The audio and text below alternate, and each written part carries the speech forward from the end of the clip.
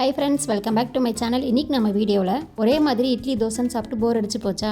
இப்போது காலையிலே டைமில் நல்லா ஹெல்த்தியான கிறிஸ்பியான தோசை எப்படி செய்யலாங்கிறது பார்க்கலாம். வீடியோக்களை போகிறதுக்கு முன்னாடி நீங்கள் நம்ம சேனல் இப்போ தான் புதுசாக பார்க்குறீங்கன்னா இந்த வீடியோக்கு லைக் பண்ணிட்டு மறக்காமல் வீடியோ கீழே இருக்கிற ரெட் கலர் சிம்பிள் சப்ஸ்கிரைப் பட்டனை கிளிக் பண்ணிக்கோங்க. வாங்க இப்போ வீடியோக்குள்ளே போகலாம்.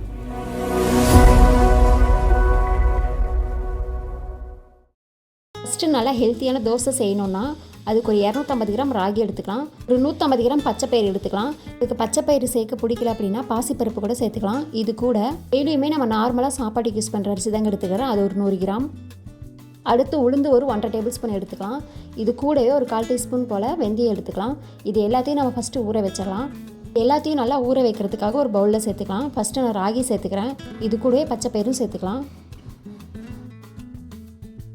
இது கூட அரிசி சேர்த்துடலாம். நீங்கள் காலையில் செய்கிறீங்கன்னா முதல் நாள் நைட்டே ஊற வச்சுருங்க. இந்த மாவில் பார்த்திங்கன்னா நீங்கள் தோசை கூட செய்யலாம், அப்படி இல்லைனா இட்லி கூட ஊற்றலாம். நல்லா சாஃப்டாக வரும்.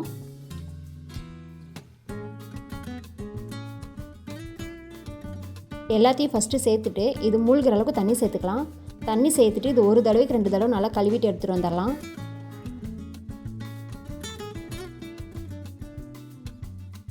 எல்லாத்தையும் நல்லா கழுவிட்டு இது மூழ்கிற அளவுக்கு தண்ணி சேர்த்துடலாம்.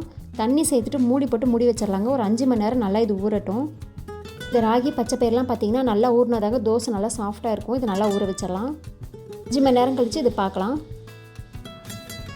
அவ்வளோதான் பாருங்கள், இந்த ராகி பச்சைப்பயிறு அரிசி உளுந்து எல்லாமே சூப்பராக நல்லா ஊறிடுச்சு. இது அப்படியே தண்ணியெலாம் நல்லா வடிகட்டிட்டு ஒரு மிக்ஸி ஜாருக்கு மாற்றிக்கலாம்.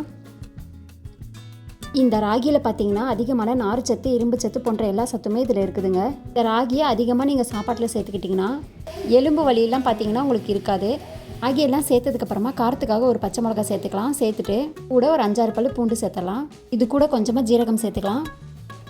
அவ்வளோதாங்க. இதில் கொஞ்சமாக தண்ணி சேர்த்து இது நல்லா ஃபைன் பேஸ்ட்டாக அரைச்சிக்கலாம். நைஸாக அரைச்ச இந்த மாவில் பார்த்தீங்கன்னா அதிகமாக தண்ணி சேர்க்க வேண்டாம். இந்த மாவோட பதம் பார்த்தீங்கன்னா தோசை ஊற்றுற அளவுக்கு இருந்தால் போதும். இந்த மாவில் பார்த்தீங்கன்னா ஒரு 1/4 டீஸ்பூன் போல் ஆப்ப சோடா சேர்த்துக்கலாம். இந்த மாவுக்கு தேவையான அளவு உப்பு சேர்த்துடலாம். இது கூட நல்லா பொடியாக கட் பண்ண 1/2 கப் வெங்காயம் சேர்த்துக்கலாம். கூடவே நல்லா கட் பண்ண கொத்தமல்லி இலை கொஞ்சம் சேர்த்துக்கலாம். சேர்த்துட்டு இது எல்லாத்தையும் நல்லா மிக்ஸ் பண்ணிடலாம்.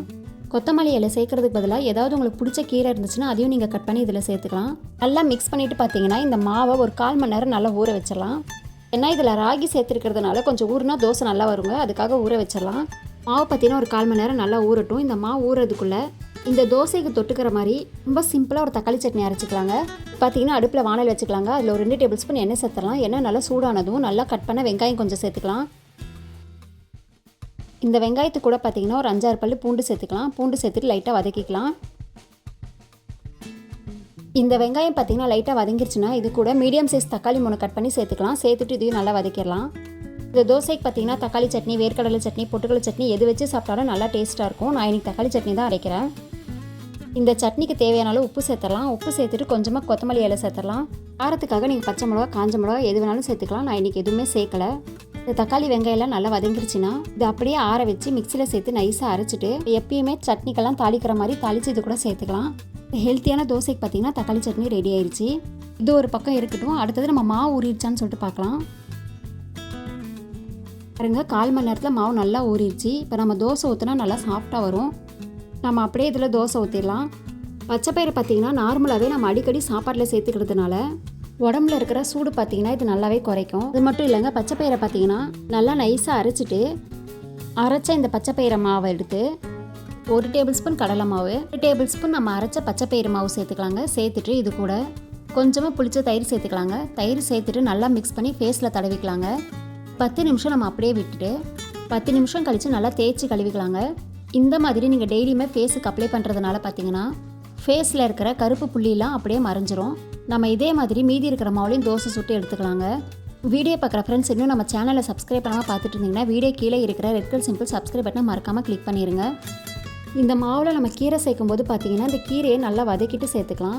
அவ்வளோதாங்க, நல்லா ஹெல்த்தியான மார்னிங் பிரேக்ஃபாஸ்ட் பார்த்தீங்கன்னா ரெடி ஆயிடுச்சு. டெய்லியுமே இட்லி தோசை சாப்பிட்றதுக்கு பதிலாக இந்த தோசை பார்த்தீங்கன்னா நீங்கள் அடிக்கடி செஞ்சு சாப்பிட்லாம். சுகர் இருக்கிறவங்க பார்த்தீங்கன்னா டெய்லியுமே இந்த தோசை சாப்பிட்லாம்.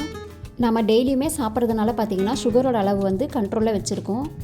இது பார்த்தீங்கன்னா ரொம்ப ரொம்ப ஹெல்த்தியான பிரேக்ஃபாஸ்ட்டுங்க. வெயிட் லாஸ் பண்ணணும்னு நினைக்கிறவங்களுக்கு இந்த தோசை பார்த்தீங்கன்னா நல்லா யூஸ்ஃபுல்லாக இருக்கும்.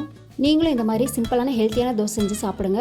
இந்த வீடியோ உங்களுக்கு பிடிச்சிருந்துச்சுன்னா இந்த வீடியோக்கு லைக் பண்ணிட்டு நம்ம சேனலை சப்ஸ்கிரைப் பண்ணி வச்சுக்கோங்க. சப்ஸ்கிரைப் பண்ணிட்டு பக்கத்தில் வர பெல் சிம்பிளி கிளிக் பண்ணிடுங்க. அப்போ தான் நான் போகிற டெய்லி வீடியோஸ் எல்லாம் நோட்டிஃபிகேஷனாக வரும்.